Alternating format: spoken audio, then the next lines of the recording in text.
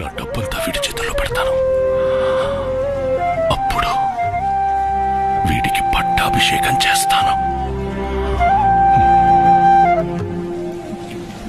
రాజ్యం మీద ఆశ లేని వాడి కంటే గొప్ప రాజెక్కడ దొరుకుతాడు?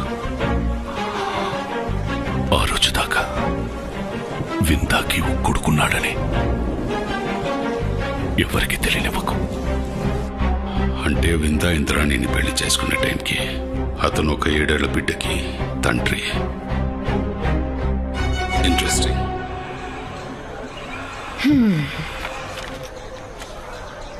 రిజిస్టర్ ఆఫీస్లో నీకు పనేంటి? నీకేంటి పని? నేను పెళ్లి చేసుకోవడానికి వచ్చాను. నేను పెళ్లి చూడ్డానికి వచ్చాను. ఓకే. చాక్లెట్ కావాలా? డబ్బులు లేవు. పట్టుకో.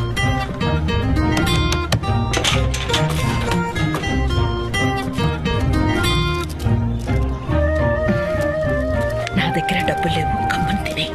Thank you. అమ్మా, ఖచ్చితంగా పెళ్ళ కుర్రాడి అంగీకారంతోనే జరుగుండాలి.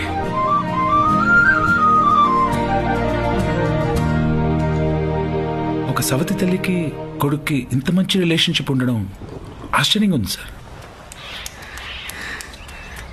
మామయ్య, నాకు సైకిల్ కావాలి. అదిగో పెద్దది కావాలి. పెద్దయ్యాక ఇస్తాను. ఈరోజు నా పుట్టినరోజు.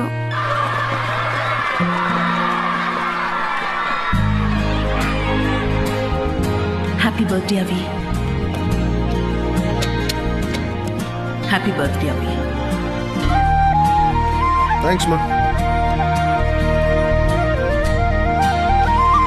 అమ్మాయిడు మరీ ఎండిపోతున్నాడు.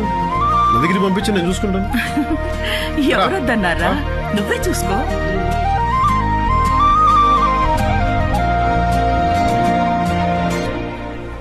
ప్రాపర్టీ మొత్తంలో 40% అభిషేక్ భార్గవ్, 40% మోహన్ భార్గవ్, 20% ఇంద్రాణి భార్గవ్. నచ్చలేదా? నాకు నచ్చలేదు.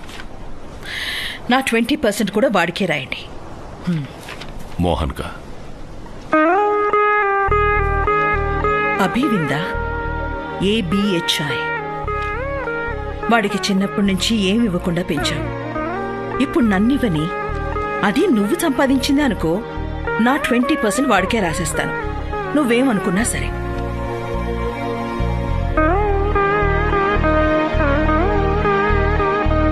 నా ఊహ నిజమైతే రవి, ఆవిడికి తన కన్న కొడుకు కంటే కూడా సవతి కొడుకే ఇష్టమై ఉండాలి. వాడికి కూడా. ఆవిడ లేచినప్పుడు వాడు కుర్చీ లాగి పట్టుకున్నాడు కదా, అప్పుడు అనిపించింది ఆవిడ కోసం ప్రాణం ఇస్తాడు వాడు, ప్రాణం తీస్తాడు కూడా. విందా తన ఫ్రెండ్స్కి తెలియకుండా బాక్స్లో ఫార్ములా దాచినట్టు ప్రపంచానికి తెలియకుండా తన జీవితంలో ఒక బిడ్డను దాచాడు.